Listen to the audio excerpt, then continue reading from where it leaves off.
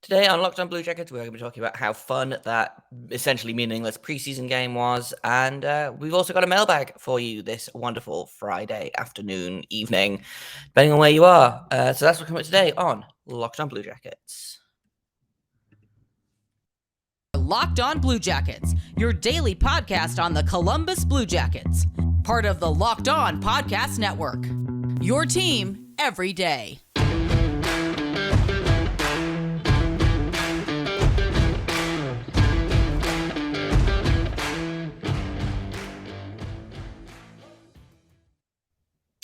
Hello and welcome to Locked On Blue Jackets, part of the Locked On Podcast Network, your team every day. I am, as always, your host, Jay Foster, here to bring you news, stories, trials, tribulations, anxieties, emotions, yelling, excitement, all of this and more about your favorite team and mine, the Columbus Blue Jackets. Before we get started, I want to thank everyone for making this your first listen of the day every day. Locked On Blue Jackets is free and available on all podcast platforms and also over on YouTube. I also need to let you know that today's episode is brought to you by BetOnline. Because BetOnline has you covered this season with more props, odds, and lines than ever before.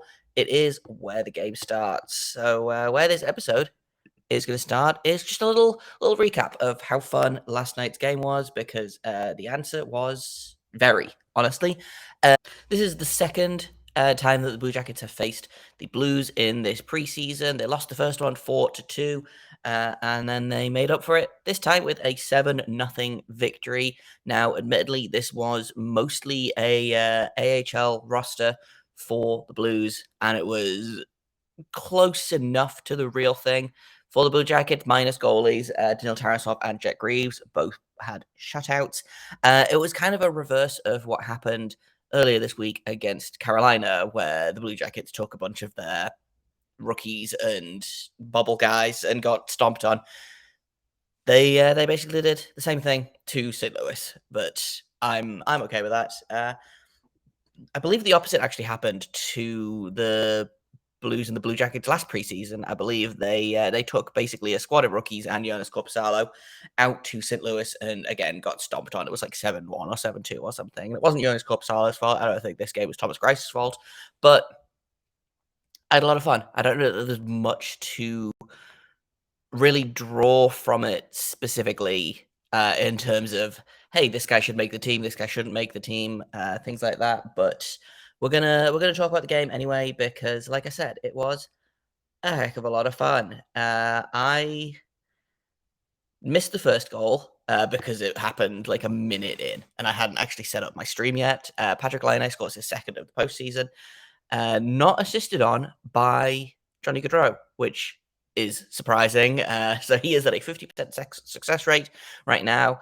I think this is only the second or third game that these two have even played this preseason. They haven't played a ton. It's been a very kind of, hey, let's put a bunch of random players on a team and see what happens. I'm not mad about that. It's it's interesting to see how Brad Larson has been structuring his preseason. I think he's basically done now. The Blue Jackets have one final preseason game tomorrow against Washington, and then 3 days off, and then they start the regular season in Carolina on the 12th on the Wednesday. So we'll probably see a little bit more juggling. There's obviously some cuts to come, as I mentioned in yesterday's episode or Wednesday's episode that I released on Thursday because I forgot to hit post. It's fine, but it this seems pretty close to what the actual roster is going to be, minus a couple of different things. Obviously, Eric Branson is. I don't know if he's day to day or if they just held him out because he picked up a little knock or something. David Yership played. I really liked that. But in terms of goals, 7 different goal scorers for the Blue Jackets. Patrick Laine scored the opener. Yegor Chinakhov scored his 5th goal of the preseason. He's currently leading everyone in the NHL in preseason goals, which is pretty fun. One of my bold predictions for Yegor Chinakhov this season is he's scoring 20 goals minimum. He looks dialed in. He looks like he's finally figured it out. I don't think he had a bad rookie season. I think his sophomore season is going to be even better, and I'm super excited about that. Jack Roslovic scored his first of the preseason. Zach Werenski scored his first of the preseason. That was That was actually one of my favorite goals of the night. The 4-0 goal. There was a 2-on-1, I believe, for Gaudreau and Laine. The Blues defenseman took away the passing lane, or he blocked the shot, and Gaudreau got it back, and then instead of passing back to Laine, passed it to Werenski, who was coming up the middle, and he just scores. And it was just such a really good kind of microcosm of what you could expect from Johnny Gaudreau. He's so much fun to watch. He's so composed, I think is the word that I saw someone on Twitter use, and that's, I think, the best word for it. Like, you never see him scrambling around. Like, he always, if the first thing doesn't work, he'll try something else, and you never see like the oh god, oh god, oh god thought process that I feel like a lot of us have when the first option doesn't work out right. So really, like, great assist on that goal. I think great goal from Werenski, but the bigger thing is, I think, the assist from Gaudreau. Voracek scores his third goal. He's like second on the team in goals this preseason, which is extremely funny considering he scored 6 all last season, and he's already up to 3 for this preseason. Cole Sillinger scores his first of the preseason in his second game. And then Justin Danforth finishes it off with, again, I think this one was actually my favorite goal. Was it the 7-0 goal? Yeah, sure. But the pass from Kent Johnson, his first point of the preseason, I believe. But what an assist. Going behind the net, everyone's looking one way. He just passes it backwards, and Danforth is like, yeah, I'll just take this and tuck it in. Really, really good to see. Really fun. Again, Justin Danforth looks like a guy who's got it figured out. He looks like a guy that is going to be on the opening night roster. We're going to talk a little bit more about the game in a minute, but first, I've got to tell you a little bit more about our sponsor today, which is BetOnline. They are your number one source for football betting information this season. If you want to bet on the Browns or the Bengals, those are the football teams in Ohio, right? You can do so at betonline.net. You can find the latest player developments, team matchups, news, podcasts, and in-depth articles and analysis on every game you can find. And as always, BetOnline remains your continued source for all your sports wagering information, with live betting and up-to-the-minute scores for every sport out there. The Cleveland Guardians made the postseason. You should probably put some money on them doing a thing, because they look real exciting. You can check in on MMA, boxing, golf. Obviously, the Blue Jackets start their season in less than a week. You can put some money on that. So head to betonline.net, or you can use your mobile device to learn more about trends and action, because BetOnline is where the game starts. On the grand scheme of things, this was a pretty lopsided game. You know, we've discovered that the Blue Jackets outshot, out-face-offed, out-hit, like, basically anything. The Blues didn't ever really stand a chance. They kind of had a bit of a push in the third period, which I thought was interesting. They had 10 shots to the Blue Jackets 5, but mostly it was all Blue Jackets all the time. The both goalies, I thought, did a really good job. I say both goalies did a really good job. Tarasov played the entire game minus 5 seconds. Jack Greaves was just on the bench, but I thought Tarasov had a really good game. I must have imagined them switching him out for the third period. These games have all started to blur into one already. But I thought Tarasov looked good. I think they're still being kind of cautious with him. Not as cautious as they are with Korpisalo, who had the surgery at a much later date, but I think they had basically identical surgeries. And I think they've been kind of cautious with Tarasov. I don't think that was the right thing to do, but I think he looked really good last night. I think he looked good the game before in Carolina. Yeah, I think he only had 18 of 21 saves, but I think he looked, considering that he didn't get much help from the defense or the forwards, I think he looked pretty good. And I think he's going to look really good in Cleveland this season, and I'm super excited about that.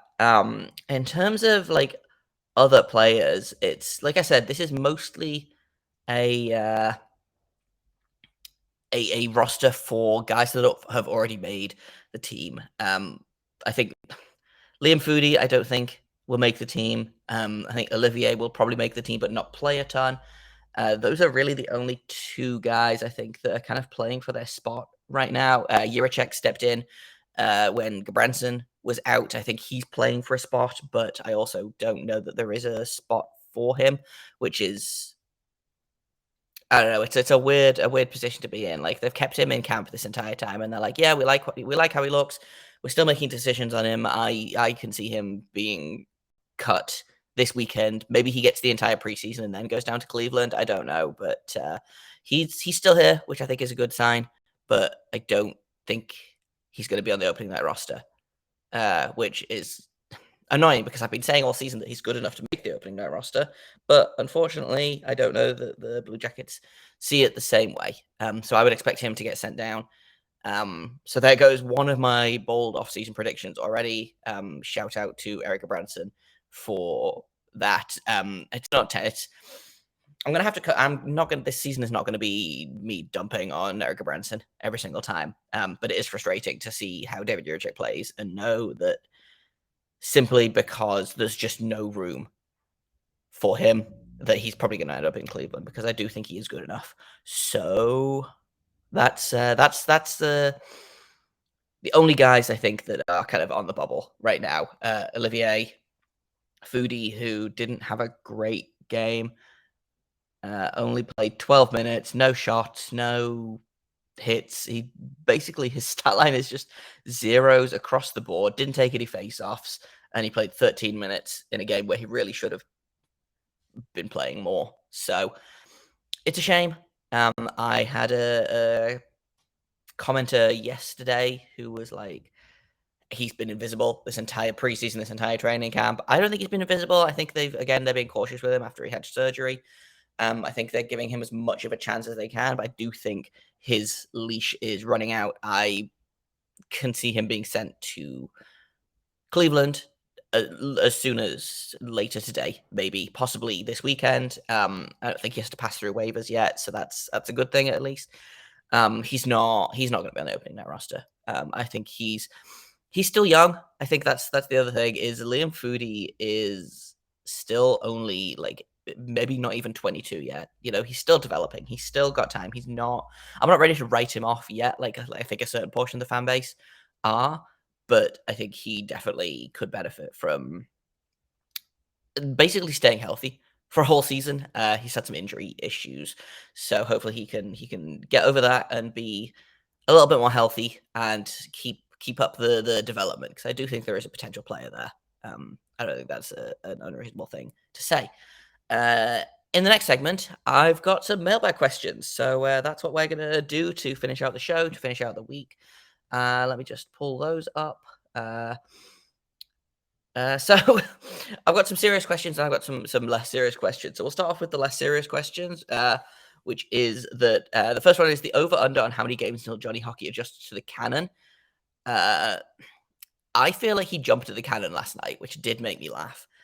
So I think he's probably getting more and more used to it. I think we're probably still maybe 5 to 10 games into the regular season, I think, before he stops really jumping at it, which is, again, extremely funny to me. Now that there are some preseason games to actually consider, has anyone really stood out to you that you didn't expect? I think Justin Danforth, honestly. He has really not really surprised me, but he is a player that I had kind of not written off, but he is a player that I assumed would be Cleveland bound, just because of how many injuries there were for the Blue Jackets last season and how many call-ups there were. And I felt like once the team was fully healthy, that Danforth would kind of be the odd man out, but he seems to have played his way into contention. I do not hate him on the fourth line. I would extremely not hate a line of him, Corrali, and Robinson. I think that could be a line that kind of causes problems on purpose. I think that could be a lot of fun. He scored 3 goals in his preseason outing so far. He's a guy that I think has really stood out to me. The other guy that has really stood out to me, and that I kind of, this one was more than I was expecting. I think Neil Tarasov has had a pretty good preseason, honestly. Again, especially considering his surgery last season. He kind of is coming in with like 3 full games worth of time, essentially. But I think he looked really good last night. I think he looked fine the night before. I think he's looked good in training camp. He's a guy that I think there's some real potential there, and I'm excited to see him continue to develop. So those are my options for guys that didn't stand out. Predictions on the opening night roster, I've kind of done already. I think it's probably going to be essentially the roster that we saw last night against St. Louis, with the exception of Gus Nyquist is out due to he's day to day. Gabranson, I don't think is day to day, but is injured, or he's got like a niggle. So I expect Nyquist will probably swap in for Foodie, and then I imagine Jiricek probably to Cleveland, and they'll keep Nick Blankenberg up as the seventh guy, and then slot Gabranson back in when he's healthy. So that's kind of what I'm looking at the minute. But that's mostly the roster, and I think Olivier probably gets swapped out for Eric Robinson, who I don't think is injured, but I think they're giving Foodie and Olivier a more of a look. I think Olivier feels like a 13th forward kind of guy that they will bring to games that they think are going to get out of hand, because when you can bring a guy that can fight instead of a guy that can score goals, why wouldn't you do that? Which team this year will the Blue Jackets inexplicably struggle against, even when it seems like they should do well in a matchup? It's going to be the New York Rangers, is the thing, because I always thought it was just Bobrovsky. The Blue Jackets cannot beat the Rangers. I think the Rangers were better this season than not, but it's I don't know. It's a weird one. The Blue Jackets never play super well in Madison Square Garden. They have been bailed out by some goalies. They have been not bailed out by some goalies. It's been a time. I would love if they could beat the Rangers ever, but they're the team that inexplicably, the Blue Jackets struggle against, which is unfortunate because they're in the division and they play them like 4 or 5 times a year. And then in a similar note, more importantly, who do you think the toughest division matchup this season is looking to be? And as much as I hate it, it's Carolina. Carolina is the team to beat at the minute. I thought they might have gotten weaker over the offseason. I think they lost some pieces that they, by all accounts, should have made them worse. But I think they've also picked up some pieces. Obviously, getting Max Pacioretty for basically nothing is pretty impressive. It remains to be seen whether Brent Burns will be a help or a hindrance for them. If they limit his minutes, then he could very well be a help, especially on the power play. They are the team to beat. Again, as much as I dislike saying it, like Carolina is probably finishing out the division at the top. Or yeah, I don't think there's a team in this division that's better than Carolina right now. Hockey is a weird sport that might change, but looking at the division teams, like I think the Rangers backslide. I think Pittsburgh probably is about the same. I think Washington maybe backslides a little. I don't think any of those teams are better than Carolina. I don't think the Devils are better than Carolina. I don't think we're better than Carolina. And I'm missing a team. Oh, the Islanders are definitely not better than Carolina. The Islanders somehow got worse this offseason, despite being pretty bad last season. So, yeah, it's Carolina. And Blue Jackets have to open the season against them. So that'll be fun for me personally, as a person who is extremely stressed at all times about Metropolitan Division matchups. It could be worse, I guess. Last season they opened against Tampa Bay, so you win some, you lose some, and that's kind of all I've got for you today. We might do a weekend episode if something happens. I have some free time this weekend, so we might do a reaction to the setting of the opening night roster. If that happens, I assume that'll happen in the next couple of days, so we'll talk about that. If not, I'll see you on Monday for a recap of the final preseason game against Washington that's happening on Sunday night. So that's coming up on Monday, if nothing else.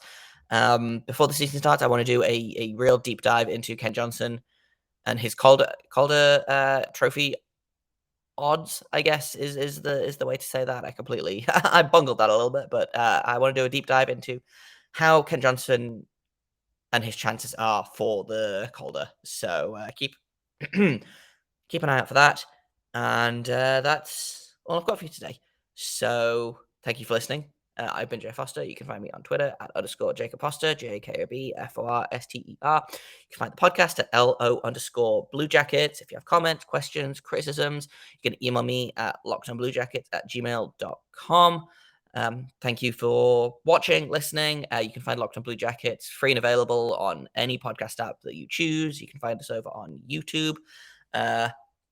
Getting closer and closer to opening night and getting closer and closer to my goal of 250 subscribers. I am, I think, 18 or 19 away. So if you haven't hit subscribe yet, then feel free to do so.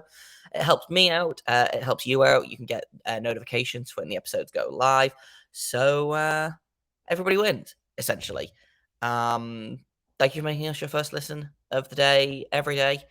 Locked on Blue Jackets. Like I said, you're never going to have to get behind a paywall for it. So you win, I win. Everybody wins is the unofficial slogan of Locked on Blue Jackets, except when we are playing the New York Rangers. And that's it for me today.